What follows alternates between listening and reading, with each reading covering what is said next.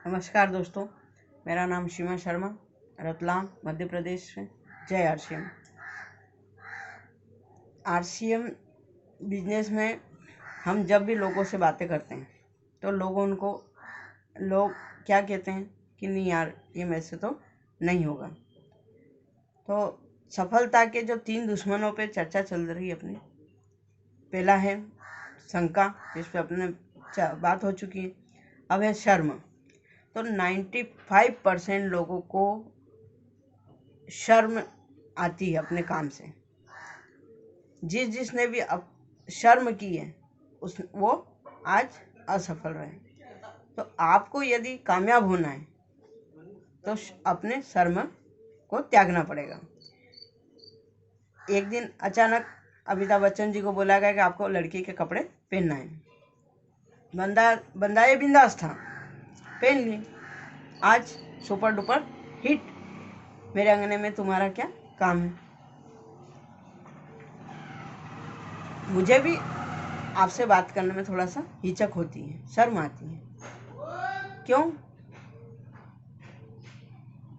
क्योंकि आप सामने वाला क्या बोलेगा, इस चीज़ से अपन डरते हैं कि सामने वाला अपनी मजाक उड़ाएगा, वो अपनी हंसी उड़ाएगा कि ये कैसे बोल रही है।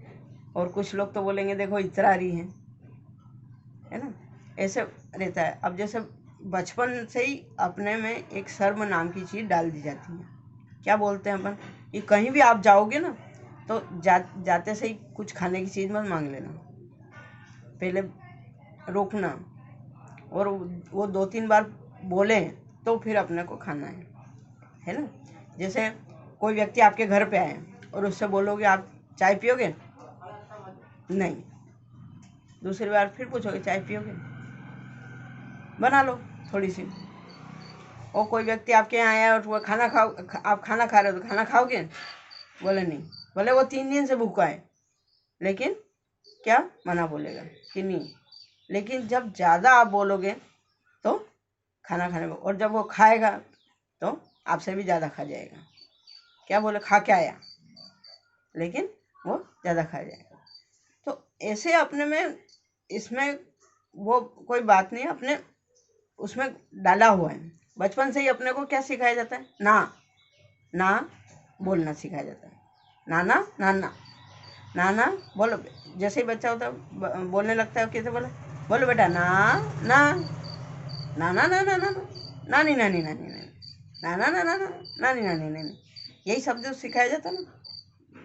तो इसमें तो आप जब भी सिस्टम को किसी के सामने लेके जाओगे वो नहीं बोलेगा, लेकिन 2-4 बार आप जब बोलोगे तो वो क्या बोलेगा, हाँ चलो कर लेता हूँ।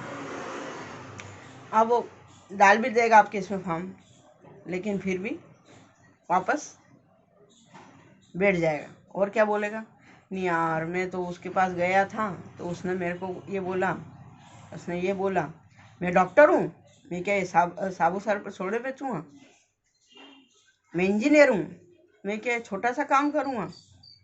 अभी मेरे साथ एक वाकया हुआ। एक महिला से हम मिले, एक महिला बैठी थी, शॉप लगा के बैठी थी, मकान कच्चा है उसका, और इसी 4-5 बर्नियाँ लगा के अपन शॉप दुकान पे लग सकती हैं। तो उस बर्नी में एक भी दाना नहीं, मतलब सब बर्नियाँ खाली पड़ी। और मैंने उससे बोला कि आप ऐसा ये सिस्टम कर लो, हम सिस्टम लेके आए, आर्थिक आज़ादी का अभियान जो लेके आए हैं आपके पास, तो इसे कर लो। तो उसने कहा ठीक है, कल आना आप। हम गए कल उनके पास, क्योंकि ये तो सिस्टम है और इसमें अपने को उनकी बात को मानना ही पड़ेगा ना, ज़बरदस्ती तो कर नहीं सकते हैं। तो दूसरे दिन गए तो बोले क्या विचार किया आपने। बोले नहीं यार, मेरा बेटा तो कह रहा कि ये छोटे मोटे बिजनेस में तो कहाँ फंसेगी। तो मुझे इतनी हंसी आई कि ये छोटा बेटा बच्चा, मतलब आपको अपनी शॉप पर रखने के लिए सामान नहीं है और आप कह रहे हो बड़े बड़े बिजनेस कर रहे हो। तो ऐसा मतलब उनको इस सिस्टम पे भरोसा नहीं है। भरोसा भी होना चाहिए तो ही तो होगा। अब उसी महिला को मैं क्या समझाऊँ आपको, ऐसे ही शर्म आती है। मैं जब छोटे थे हम, जब हमने एक नाटक में भाग लिया था, और नाटक में भाग लिया था तो मैं वो ऐसे ही जो स्टेज पे गए, स्टेज पे जाते से ही ऐसे ठोकर लग के गिर गए। अब सब हंसे, पब्लिक हंसी, तो अपने में तो आत्मविश्वास की, छोटे बच्चे तो मेरे ऊपर हंसे, डाउन हो गए। फिर प्रयास करा, ऐसे 2-4 बार प्रयास किया, लेकिन ऐसे ही असफल रहे।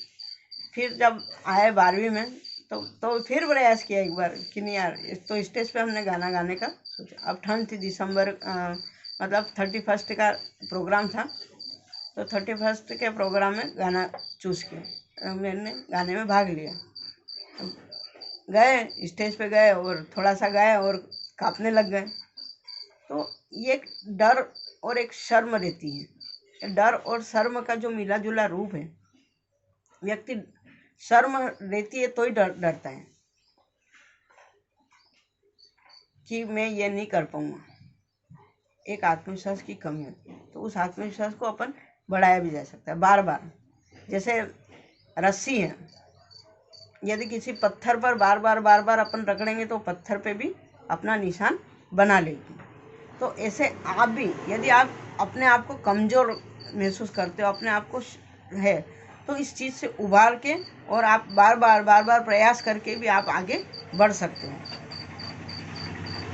जैसे मैं बार बार प्रयास करके, मेरा एक सपना था कि मैं बोलूँ और लोगों सुने, मतलब स्टेज पे बोलूँ मैं, ये मेरा एक सपना था। तो ये इस सिस्टम की ताकत नहीं मुझे यहाँ आपके सामने प्रस्तुत की है। मैं सिस्टम का बार बार आपसे इसलिए अनुरोध करती हूँ कि सिस्टम में इतनी ताकत है कि आपके हर सपने पूरे कर सकता है। हर सपने, यदि आपके सपने कुछ छूट गए हो, मैं मतलब लगभग महिलाओं से मिलती हूँ तो अधिकतर कहती हूँ कि आपका कुछ सपना है, तो बोले क्या करना है, अब बच्चे की शादी हो जाए अपना सपना, बच्चे बड़े हो जाए अपना सपना। ये कोई सपने नहीं है। सपने ऐसे होना चाहिए जिससे अपन किसी के लिए कुछ कर रहे हैं।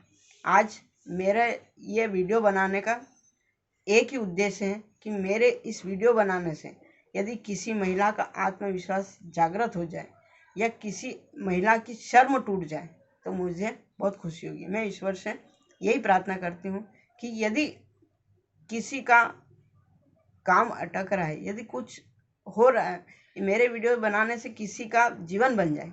यानी मैं थोड़ी सी एक स्टोरी मुझे याद आ गई तो मैं सुनाती हूँ कि समुद्र में एक तूफान आया, तो तूफान के साथ साथ मछलियाँ आई, और मछलियाँ तट पे, अब वो बिना पानी के तो तड़प रही थी मछलियाँ। अब सुबह एक बुजुर्ग गया, वो घूम रहा था, तो देखा मछलियों को तड़पता हो, तो उसने क्या किया, एक मछली उठाई और फेंक दी। वो यही काम कर रहा, मछली उठा के फेंक रहा, मछली उठा के फेंक रहा।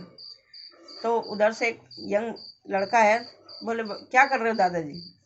तो बोले कुछ नहीं, ये मछली फेंक रहा हूँ। बोले इससे क्या होगा? तो दादाजी ने एक मछली उठाई और फेंक के बोला कि इसको फर्क पड़ेगा। इससे क्या फर्क पड़ेगा? बोले इसको फर्क पड़ेगा। तो ऐसे ही मेरा वीडियो बनाने का यही उद्देश्य है कि यदि मेरे वीडियो से किसी को फर्क पड़ता हो तो मुझे बहुत खुशी होगी।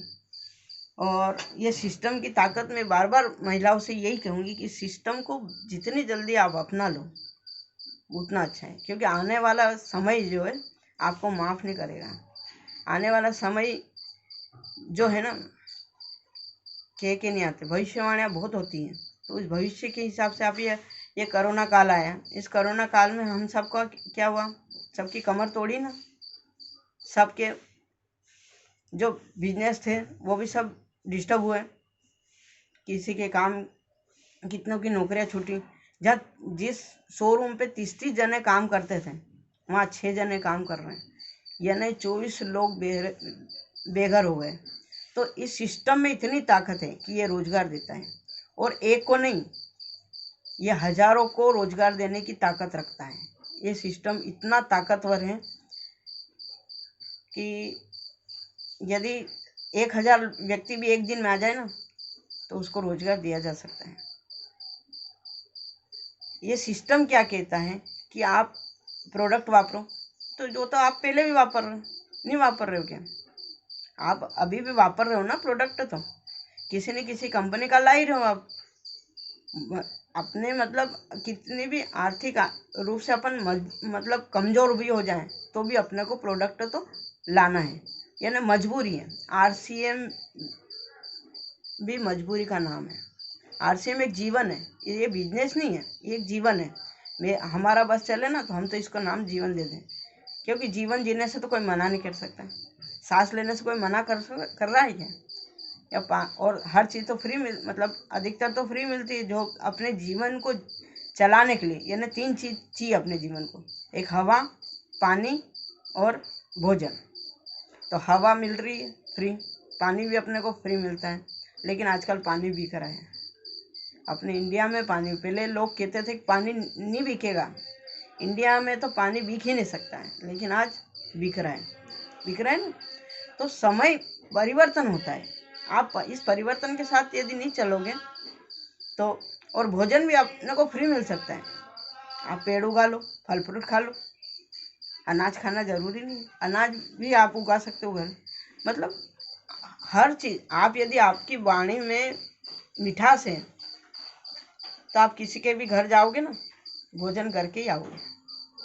अभी हम एक जगह गए थे तो वहाँ पे हम सिर्फ बातचीत ही कर रहे थे और उनका भोजन का टाइम हो गया, तो वो हमारी बातों से इतने प्रभावित हुए कि उन्होंने बिना खाना खाए हमको आने नहीं दिए, तो ये भोजन भी फ्री हो गया। तो जिस चीज़ के लिए आज इंसान मतलब इतनी ज़्यादा भाग दौड़ में, इतनी ज़्यादा उलझन में उलझा हुआ है, वो कुछ मुझे सिस्टम गलत लग रहा है।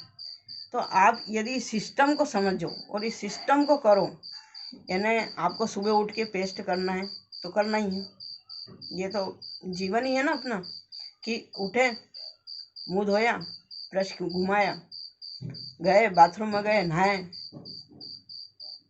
कपड़े पहने, आए कपड़े पहने, कपड़े के बिना जीवन है क्या?